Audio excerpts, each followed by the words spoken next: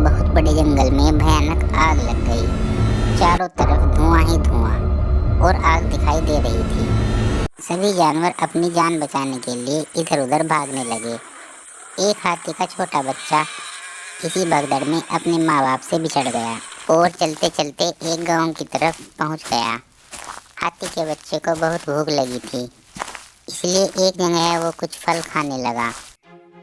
उसी गांव की एक बूढ़ी औरत ने उसे देखा तो वो उसके पास पहुंची। बच्चा बहुत डरा हुआ था। वह समझ गई कि बच्चा आग लगे जंगल से भटकते हुए यहाँ आया है और अपने माँ बाप से बिछड़ गया है। उस बूढ़ी औरत को हाथी के छोटे से बच्चे को देखकर दया आ गई। उसने उसे सहारा दिया तो वह उसके साथ ही चल दिया। वो उसे लेकर अपने घर आ गई।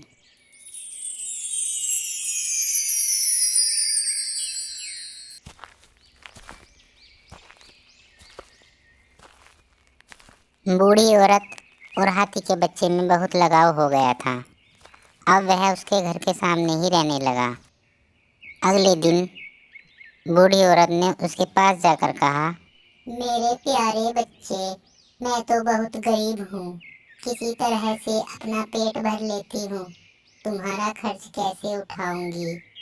तुम्हारी माँ भी तुम्हारा इंतजार कर रही होगी और तुम्हें ढूंढ रही होगी। तुम अपनी माँ के पास चले जाओ।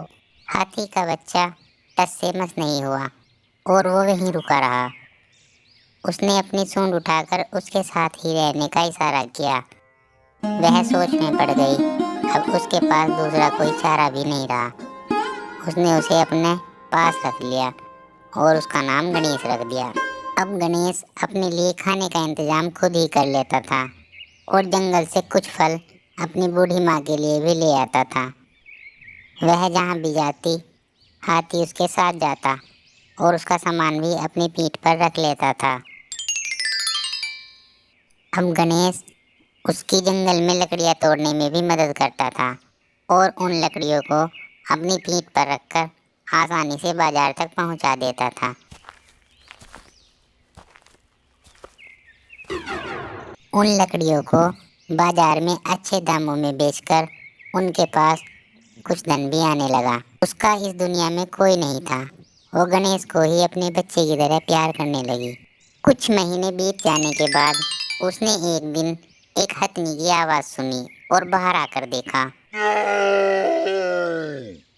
वो हथनी गणेश की माँ थी। गणेश दौड़कर अपनी माँ के पास पहुंच गया। बूढ़ी माँ ने जान लिया कि बेटे को उसकी माँ मिल गई है। जब गणेश अपनी माँ के साथ जाने को तैयार हुआ तो बूढ़ी औरत की आंखों में आंसू आ गए। जिसे अपने बच्चे की तरह पाला, अब वह उससे जुदा हो रहा था। और फिर गणेश की आंखों में भी आंसू आ गए। गणेश मेरे बच्चे, मुझे खुशी है कि तुझे तेरी माँ मिल गई। ये माँ तो तुझे भूल नहीं पाएगी, पर बेटा तू भी मुझे मत भूलना। तुझे देखने के लिए मेरी आंखें तरसेंगी। बेटा कभी कभी मुझसे मिलने जरूर आना। वह उन्हें लगातार जाते हुए देख रही थी और उनकी आंख से आंसू बह रहे थे। शाम हो गई। वह अकेले बैठी हुई थी। उसकी भूख प्यास मर गई थी। उन्हें गणेश की बहुत याद आ रही थी।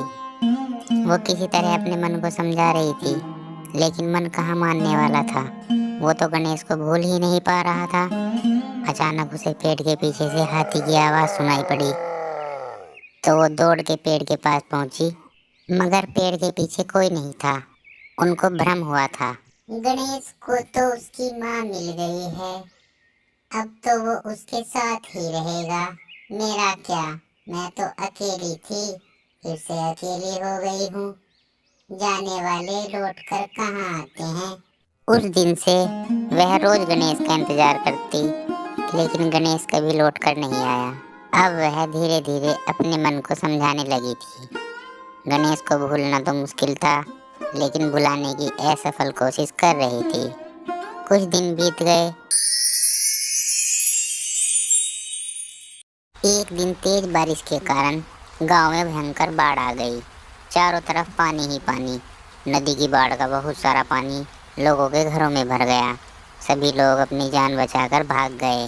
वह बूढ़ी औरत भी अपनी जान बचाने के लिए वहां से दूर जाने लगी। पानी तेजी से बढ़ रहा था। लेकिन तेज पानी के बढ़ने की वजह से उसका आगे बढ़ना मुश्किल हो रहा था। पानी का बहाव तेज होता जा रहा था। उसके सामने प्रलय का सैलाब बह रहा था। बड़ा ही भयानक दृश्य था। वो चारों तरफ पानी से घिर गई। उनकी जान को खतरा साफ दिखाई दे रहा था और अचानक वो डूबने लगी। बचाओ बचाओ, उसकी आवाज़ बंद हो गई।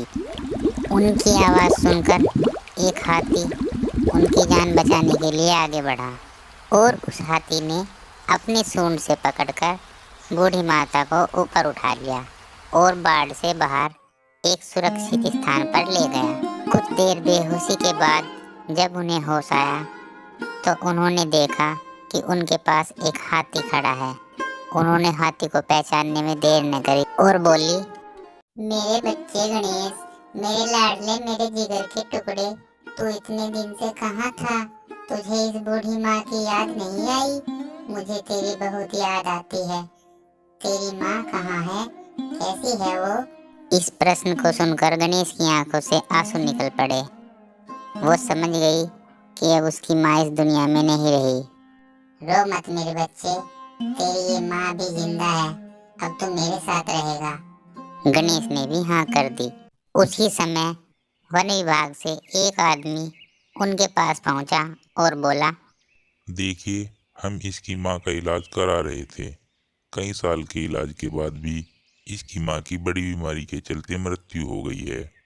अब आप इसे हमारे हवाले कर दीजिए। यह एक जंगली हाथी है, किसी को भी नुकसान पहुंचा सकता है। ये जंगली नहीं है, यह तो मेरा बच्चा गणेश है। यह तो बड़ा प्यारा है, किसी को नुकसान नहीं पहुंचाएगा। यह मेरे साथ रहेगा। गणेश, मेरे साथ रहोगे ना बेटा? गणेश ने भी सिर हिलाया तो वन विभाग वाले भी आश्चर्य में पड़ गए।